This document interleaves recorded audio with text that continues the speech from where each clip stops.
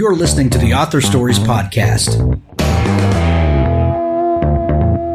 bringing you the story behind the stories and the storytellers. Margaret White, Terry Brooks, Sheena Kamal, Matthew Quick, J.T. Ellison, Walt D. Williams, Brad Thor, Corey, Dr. O, Brandon Sanderson, Robin Mom, Ernest Klein, Jim Butcher, Sherwin Harris. Visit hankgarner.com for archives of all the shows. Today's guest is Wendy Corsi Staub.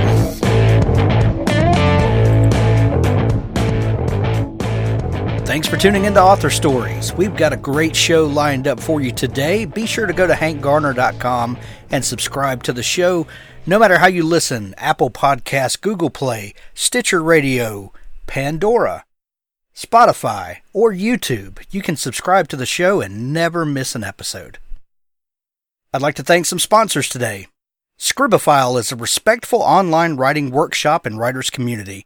Writers of all skill levels join to improve each other's work with thoughtful critiques and by sharing their writing experiences. We're the writing group to join if you want to find beta readers, get the best feedback around, learn how to get published, and be a part of the friendliest and most successful writing workshop online. Improve your writing by receiving detailed critiques. Learn from a vast collection of free writing resources. Make lifelong friends in our busy community of writers. Writing is a solitary art, but that doesn't mean you have to be lonely. Lucky for you, there are thousands of writers on Scribophile every day, and we're a really friendly bunch. You've never seen a writing group like this one? Join Scribophile today at scribophile.community. For the Words is a unique writing motivator unlike anything I've seen. For the Words is an online writing platform which motivates writers of all backgrounds to increase their word count through gamification.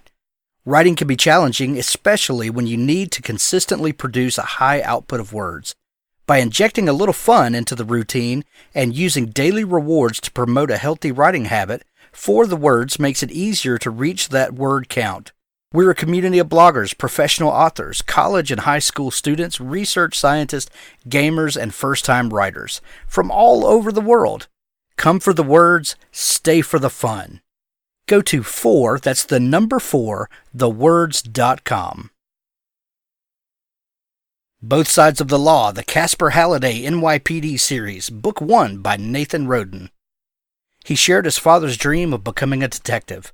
A prison sentence was not part of his plan. Caspere Halliday's dream began to unravel 2 months before his 16th birthday. His father, Bobby, resigned from the NYPD after 15 years without an explanation. Caspere's parents fought. Sirens closed in on their home from every direction. The sound that had always been a source of comfort now brought only humiliation. Bobby Halliday moved out. Caspere's dream dissolved into a daily fight for survival. All he wanted now was to finish high school so he could ease his mother's burden.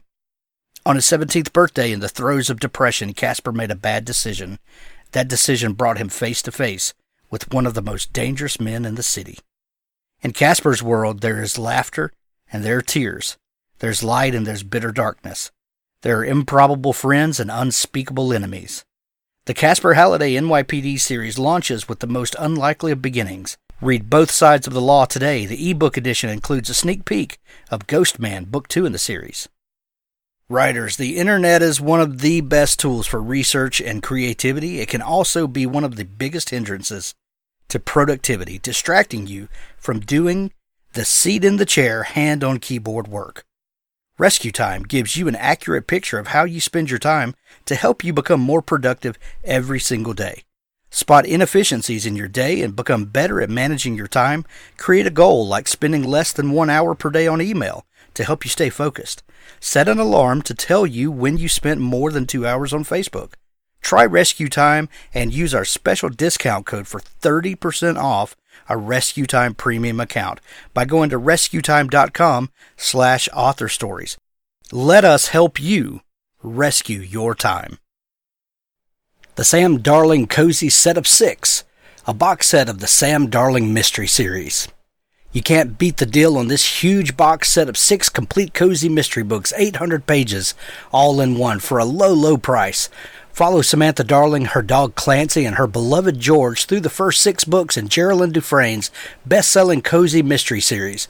Between her big family of 5 siblings, her charming hometown of Quincy, and a sudden run of murders, Sam has her own work cut out for her. No one asked her to investigate, but that has never stopped her before. Includes book number 1, Who Killed My Boss? Number 2, Any Meat in That Soup? Number 3, Can You Picture This? Number 4, Will You Marry Me? Number 5, Where is Henderson? And number 6, Who's the Rogue? Read the entire series, with a new one coming out this fall. The Sam Darling Mystery Series by Geraldine Dufresne. Well, thanks for joining me again for the Author Stories podcast, where I bring you the story behind the stories and the storytellers. Today I'm super excited to have my friend Wendy Corsi Staub back on the show with me. She has a new book. It's the second book in the Foundlings Trilogy. It's called Dead Silence. And guys, if you are looking for a book that creeps you out and keeps you turning pages at the same time, this is the book and the series for you. It's a little bit of a departure from Wendy's typical style, but I love it, and I think you will too. Welcome back to the show, Wendy. Oh, thank you so much, Hank. It's great to be back. Thank you. We had such a great time talking last year, and I was super excited to see that the new book was coming out and that we would get to chat about it again. What's been happening with you for the last year? Well, I have been writing like crazy, and just a little bit crazy, too, on top of it. I've been working on the third book that's in the trilogy, and I'm not getting ahead of myself, but that's what I'm writing now. And I'm also I've gotten into some screenwriting, which is really exciting. So I'm working with a producer now, and I co-wrote something with my son, and I'm working on another screenplay. Teleplay, I should say. So that's been a new area of writing for me, and it's a learning curve. It's been learning a new craft or a new area of the craft. Well, that's so much fun. Is it? Do you feel like because how many books is this for you now? The new book, Dead Silence. What number is this for you? This is up over 90. I officially, my name is not on all of them. There have been maybe half a dozen that I did some ghostwriting that I'm not allowed to claim officially, but to me, they are. I wrote the book, So I'm well up over 90 now, but that is insane. Close to 90 in my own name. Yeah, it is insane. I am insane, Hank. If there's anything we've learned, that's that. Right. Well, and by taking on new projects and kind of expanding your skill set by trying new things like teleplay writing and screenwriting, do you feel like that's important as because you write novels with your eyes closed at this point, but are you always looking for ways to challenge yourself? Yeah, I think it's just innate in me. It's just something that's just part of my makeup. I like to be busy. I like to be challenged. I've always been that way. I kind of come from a family that, that's in my blood. I always want to stretch and grow and just be busy. I love that. So, yeah, am I exhausted? Yes. But challenged? Yes. And that's really important because it keeps things fresh and it keeps me engaged. You said you were writing with your son? Did I hear that right? Yes. Yeah. How fun is that to have a creative family and to share in that? It's been really exciting, and I kind of fell into it unexpectedly. My older son he was the English major.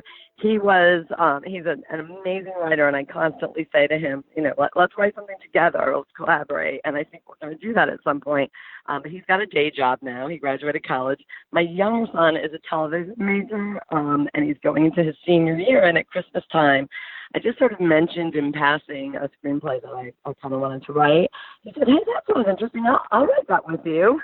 And he never was the reader. I guess he was a closet reader, or a writer. He said he hated writing, and it was just a fabulous experience. We got some interest right off the bat, so we're trying to move ahead with that now, and I'm excited. I'm excited to be spending time. It was nice to spend that time with him too on a creative endeavor because I miss him when he's not here, and he's about to leave for London for about 4 months. So Oh, wow. it was good. Yeah, it was good. Good bonding time and great creative time. Yeah, my oldest son was also an English major and graduated in his teaching school now, and just finished his master's degree like 3 days ago. Wow! And congratulations! yeah, and so we've been talking about collaborating on something for so long, and he's been teaching during the day and then doing school at night, and he said, Dad, finally, I'm going to know what it's like to not, teach school and then do school all night, and so I'm looking forward to sharing something I hope with to him get as to well. do that. I know. I think it's going to be fun. It'll be rewarding. Yeah, for sure. So the new book, and it's when folks are hearing this, it's out everywhere now. Dead Silence is book 2 in the Foundlings Trilogy, your current trilogy. Yeah. When you begin to tell a story like this, did you initially know that it was going to be a trilogy when you first started thinking of these characters and this situation? This one I did. I don't always, but this one I did. I specifically wanted to write a trilogy. It was what my publisher enjoys having me write. I wouldn't say enjoys, but that's what they want me to write, and I am pleased. So, yeah, this was conceived as a trilogy, and I think it needs to be a trilogy. This is not a story that could have been told in a single book because of the time frame, and the characters have to grow, and also science has to catch up with my plot, and it wasn't available where the book starts in 1968. So the forensic piece had to be timely, and that took about 50 years and 3 books. Nice. Well, yeah, and there's so much character growth in this, and there's so much story growth in this that there's no way this could have fit between 2 covers. Yeah, no, thank you for agreeing on that. Yeah, I'm having a hard time at this point, sort of, the scope of book 3, because I'm trying to juggle all of these threads. It's, even just the 3 books, I'm like, oh yeah, maybe it could have been a longer series at this point. It won't be, but but it's rich with opportunity, let's just say that, and I wish I could explore them forever. Do you ever look on your bookshelf at all the books that you've written and think, oh, I could jump back into that story just in a heartbeat? There's one in particular that I do think I left open-ended, and I would love to revisit, and I did have some interest recently in possibly revisiting it, maybe in a different way. So, yeah. But other than that, I think that when I'm done and when I leave that world behind, in my mind, it's finished. It's over. And I have to move on. And, it's just like in real life. There are chapters and chapters end. And so, yeah, I'm preparing to wrap this up. Well, that's great perspective to keep, I think, that this is done. And I told all the story that I could tell, and now it's time to go, dream up something new. I think that's important. Or else, the tendency is that, to edit a book to death and to not leave it alone. And I guess you could do the same with characters and settings, that we just want to keep going back and then never grow as a writer because of that. Yeah, because they become real to us, and it's just like old friends. It's comfortable, and I think that that's hard. Like, you have to come to terms with the finality, and you also have to make your choices and live with them. And as you're wrapping something up, I think that's what I'm doing right now. I'm sort of thinking, where do I feel like I want this to be for my characters, because I really care about them at this point. But if I have my way, and if they have their way, how should this wrap up? So it's challenging. When you start thinking of a new book or trilogy, project in the big sense, how does it usually come to you? Do you start thinking about a character? Are you thinking about some odd profession, like a forensic genealogist, and then think of the possibilities of that? Is it a setting? Is it a news headline? How does the creative process usually kick off for you? I would probably say yes to every question you just asked. It's any one of those things, and sometimes it's all of those things. And at any given time, I have a million ideas floating around in my head. So I think that part of, when you're writing a trilogy, you're committing to a couple of years of living with that trilogy and starting no fresh project, or not within that genre anyway. And so, I've had a few ideas floating around. I'm not sure which one, when I finish this, will feel right. But, I'm trying really hard right now to convince myself that I don't just want to write recent historical fiction, because that was really fun for me. I loved, delving back into, this was 68 and 1968, 1987. And then the new one is 1968 again and 2016. And I feel like, those 60s and 80s plots, like there was something really fascinating to me about doing a historical. That's considered a historical these days, I guess, even though we lived through it. So yeah, I'm leaning in that direction again, and I'm just not sure whether it'll take me or whether a publisher will want me to do that. But that's where I'm leaning, because that was the part that just captivated me after all these years. Right. You've also written for younger readers. The Lilydale series was very popular. When you are writing a series for YA or for younger readers, are there certain guidelines or rules that you set up for yourself? Or when you're writing adult fiction, do you allow yourself certain boundaries, or is that even something that you think about when you're writing, or is it just the characters, kind of define the story? Well, the characters definitely do define the story, and sort of the genre that I'm writing in would define the story, or the rules, I guess. But personally, I try not to. My own rules are no graphic sex, no graphic violence. I guess that the definition of that graphic violence would vary from person to person, but my books aren't particularly graphic in that way, or bloody. Not always, anyway. Sometimes the plot demands it, but graphic language. there are certain things that I try to do because my roots were as a YA author, and I had mother-daughter reading, grandmother-granddaughter readers back in the day. So it was just knee-jerk reaction for me back then, and I kind of let the story carry, create the tension in a lot of ways. So that's just my own personal preference. Gotcha. Your roots in YA, what led you to writing more adult fiction? It was that the YA market that I was writing in just completely collapsed at that time. And, I had done a couple of books, I had contracts, and then all of a sudden the publisher said, it just stopped. The entire industry shifted, and young adult wasn't as hot as it had been. And so my editor said to me, why don't you try your hand at writing an adult, an adult suspense novel? And that is how I began. I always thought that I'd just write YA. And that was satisfying for me at the time. And then when I did try an adult novel, it felt right as well. So I kind of expanded and would do either at this point. But I'm better known now for my adult fiction, my adult suspense. Well, that's the truth of being a professional writer, isn't it? Sometimes the market that has been successful for you just dries up, and if you're a professional, you have to figure out how to shift gears and connect with an audience in a different genre, and you've just got to be flexible enough to do that. Are there any things that you've learned along the way that help you do that, or is it just the professional mindset? I think it's the commercial mindset. I think it's in terms of certainly early in my career, it was that I never wanted to go back to having a different, a day job, a corporate day job. So I was willing to, I loved writing, and I would do any kind of writing as long as I didn't have to go back to a commute and a desk. And it turns out, I write more and I work longer hours these days and have as a writer than I ever would have back then.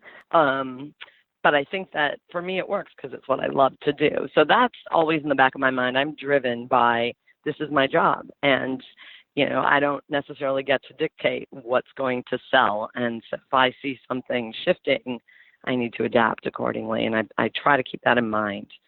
because my passion isn't, like I said, I'd love to write a recent historical. Do I know whether that's going to be hot a couple of years from now when it would be coming out? No. And I don't know that that's what anybody would want to acquire. So you kind of balance the creativity and the inspiration with the market and reality. And the marketplace is ever changing. That's the one constant in this business. Exactly. Last year when you were on, we talked about your new book, Little Girl Lost, the first in the Foundlings Trilogy. The second, Dead Silence, is out now. What is a foundling? A foundling, good question, because I didn't know until I conceived this trilogy. A foundling is an abandoned baby. It's a baby that's been found, or a child who's been found. I suppose it could also be like an adult with amnesia. It's somebody who comes to you with no background, no past, no clue to who they are. And to me, that was just a fascinating concept. And when I conceived this, I wasn't sure exactly where I was going with the suspense plot, but I knew that I wanted to write about someone who has no idea who they are or where they came from or their biological roots.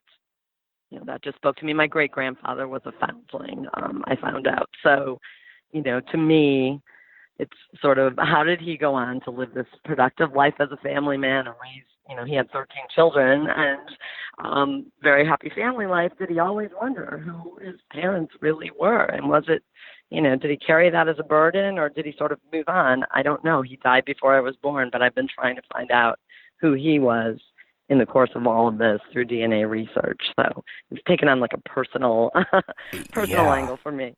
Yeah. So much fun. We've been doing some DNA research in our family as well, and man, you better be prepared for anything. Oh yeah, because shake that family tree. Yeah, you never know what's That's right. It can be so much fun. Yeah, and you find people.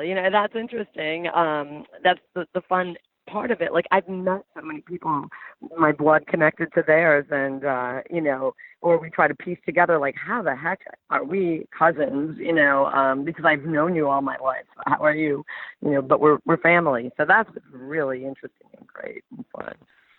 Well, the main character, if you want, in the story is Amelia, and she's an investigative genealogist. What does that mean? And has her work and her quest, has that informed your own personal journey and the things that you've been finding out about your family? Oh, absolutely. Yeah. So an investigative genealogist is a person who basically delves into other people's, ancestry and helps them uncover their genealogical roots. And so I've read a few books by investigative genealogists, and I've certainly watched some television shows. I love, like Who Do You Think You Are is on, and I think it's still, I don't know if they have a new season, but anyway, they'll go into somebody's past, and I'm just fascinated when they take out that dusty old volume that, from the 1600s in a courthouse somewhere, and it's just, that kind of thing just speaks to me personally and emotionally, and so I've done so much research on my own into my own family, but also just into these people who uncover for others their roots. So that's what Amelia does. That's what my heroine does in this book. But she is a foundling, and she, I guess, kind of does this because it's cathartic for her, because she doesn't know who she really is. So she grows up to become an investigative genealogist. So as her own quest continues, she helps others find out who they are or were. Where did she come from? How did this story start unfolding for you? I conceived the idea that and there's a twist, so I don't want to give any spoilers, but I conceived it sort of fully formed, I guess. So I can't really tell you. There's some specifics that I'm not going to go into. But it was that what if framed against the era. So she was born in the 60s. She was born in 68. There was so much going on in America, or around the world, basically. At that time, it was a really turbulent year. And I framed it against that history and the unrest and the uneasiness in this country. And I thought, so the concept was born out of that, out of a few what ifs. She was abandoned in a Harlem church on Mother's Day, 1968, and so that's where her story springboards. And then in the third book, which I'm writing now, we go back to 67 and sort of you find out where she's coming from. And at the same time, there's another plot interwoven. It's another character I have. This is, I think, his sixth book that he's in. It's an NYPD missing persons detective. Stockton Barnes is his name. And my readers really loved him, and he kind of resonated the first book he appeared in. And so I brought him back now repeatedly. And his story is intertwined with Amelia's. It just sort of worked out that way, and it felt to me, once I realized where I was going, felt like it had always been meant to be. It was organic, and I can't give away more than that. But the third book should be satisfying for Amelia and Stockton Barnes and my readers and myself. Love it.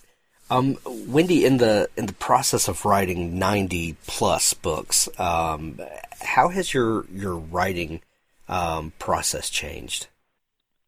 You know, interestingly, and I was giving a talk yesterday to a group of MFA students, and I got a similar question, and I kind of realized the answer as I was giving it. You know, I have recently only started giving myself permission to write in a non-linear way when I'm writing, because let's say, like in this book, I used to write every scene as it unfolded, and then I would give myself permission later. Obviously, you have to chop things up and move things around, and, you know, sometimes chapter 5 becomes the opening and that kind of thing. But this is, in terms of process, for instance, I'm right now writing the thread that goes through 1967 into 1968, and I'm following a character along, and instead of letting the present story unfold and then inserting, you know, where I need to, I'm just writing from one character's viewpoint, and then I'll go back and write the other character's viewpoint from that. Those scenes just kind of felt more natural to me than structuring it the way it will be structured later. And in the last book, in Little Girl Lot, or in Dead Silence, actually, that's this book that we're talking about, I wrote final 2 scenes about a third of the way into the book because I kind of needed to visualize that. I realized I can't wait to write this. It was an epilogue scene. There were 2 of them, and I just felt like, you know what, I need to write these now, so I know that's what I'm writing toward. And I was kind of didn't feel comfortable feeling my way. So that's a departure. I always have written. In the past, I've written in order, you know, scene by scene, beginning to end. I love that idea of writing out of order and as they come to you and writing the thing that's exciting at the moment and then filing that away and then writing up to it. I love the idea of that. I think where I get hung up is in the logistics of that. How do you track all that stuff? And how do you keep track of, oh, I've written a scene that would work well here. Let me go pull that in. Like what are you doing to organize that writing? I kind of, you know, I would never show anyone my work in progress because it's a mess, basically. At a glance, at the first glance, you know, looking at it, it would be so fragmented. But I know it so well. I've been living in it for months now, so it's all in one document. And I drop notes to myself at the end, and sometimes I will drop a chunk of, you know, dialogue or something at the end, and I know where it is. I'm so familiar with it that organization becomes second nature by this time, just because I've looked at it all day, every day, you know. So I wish I were, you know, I wish I were a person with a poster board and little sticky notes all over it that I could move around and visualize that way, because that would probably be a great idea. I'm not organized enough to do that. So. You say that you that you just write in one document and that you're so familiar with it, you know where it is. Are you just writing in Word? Is there any special software that you use? Yeah, you know what? I'm back to Word. I don't love Word. I was a Word perfect girl before I went over to Mac. I know I sound like a cranky old person, but I don't love Word. I don't love it, but I write in it because I tried Scrivener for a while. And that was good. It was great for organizing notes and, you know, chapter by chapter, but it wasn't, it took so much time to try to get used to writing in that I think I lost time, you know. So I'm back to Word, and it's just the old-fashioned way, I guess, for me for now until something, you know. It's interesting, though, the script the script that my son and I collaborated on, he wouldn't write in Word. He refused. So we did his way, basically. And it was fine. It was fine. And we did it on a Google document that we were sharing and screenwriting software I've used, and that was fine. Oh, there's so many different pieces of software now. You could waste all of your time, and believe me, I've wasted plenty on trying this new package or that new package. And really? At the end of the day, you just need to get words down. And whatever gets out of your way for the most part, and that you can, learn a few keyboard shortcuts that make your life a little bit easier, and just get words down. It can get a little ridiculous. Yeah.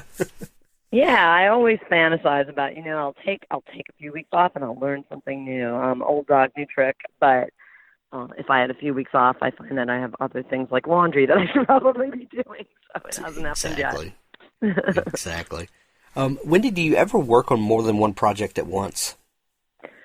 I try not to work on in terms of novels. I think that would be really difficult, and so I try not to do that. But I am writing, for screen now. I'm doing that at the same time as I'm writing my novel, and I don't have a problem switching back and forth because I think it's just so different, and it's not suspense, and it's just there's no confusion for me. It's very easy to keep separate. I would have a hard time writing a second novel, I think, at the same time. Well, writing more than 90 books in your career, and you're like 28, so like how? Oh yeah. how long do you give yourself to spend on a project? It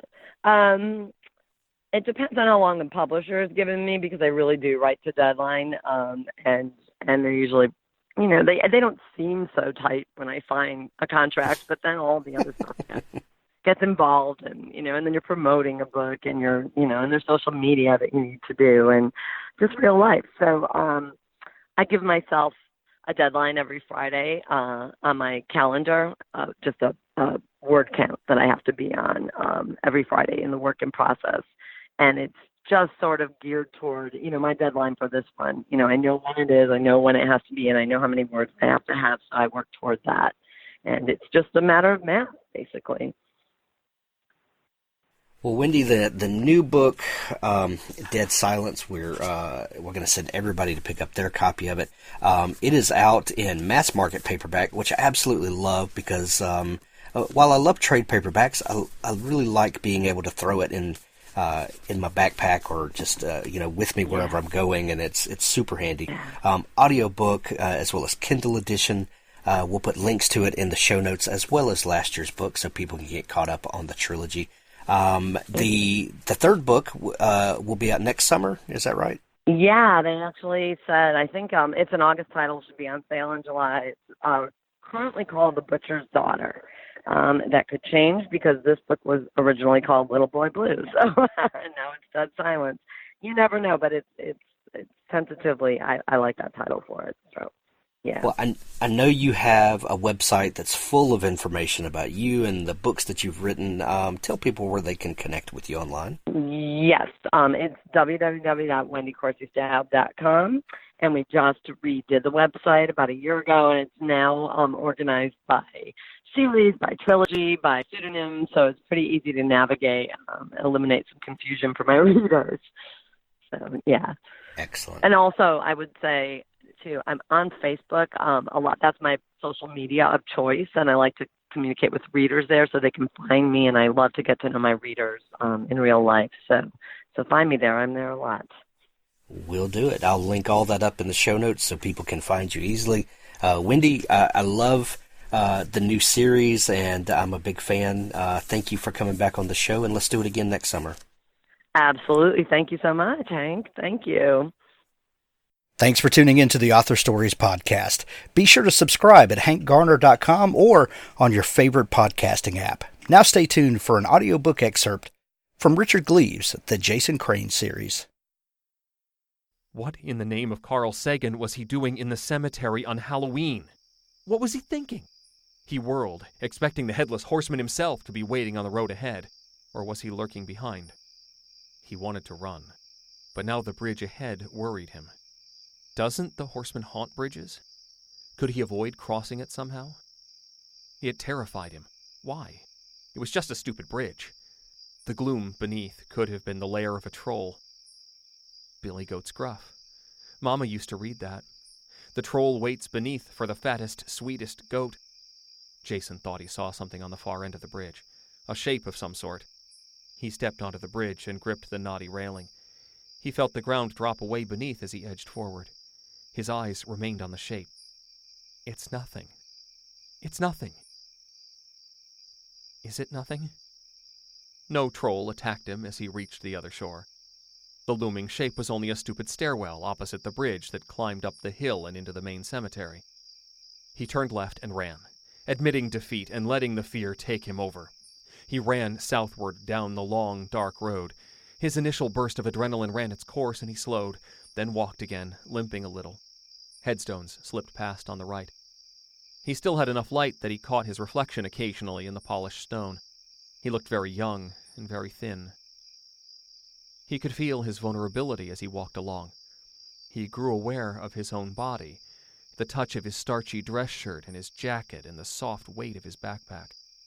He saw himself reflected in the headstones, just a container of warm fluids, flimsy work for a blade or a hoof or a sword. He felt shatterable and transient, and his next breath was not guaranteed, oh no. The leaves made a faint oceanic rustle all around. The insects sang their three-note songs. Jason Crane, Jason Crane, Jason Crane.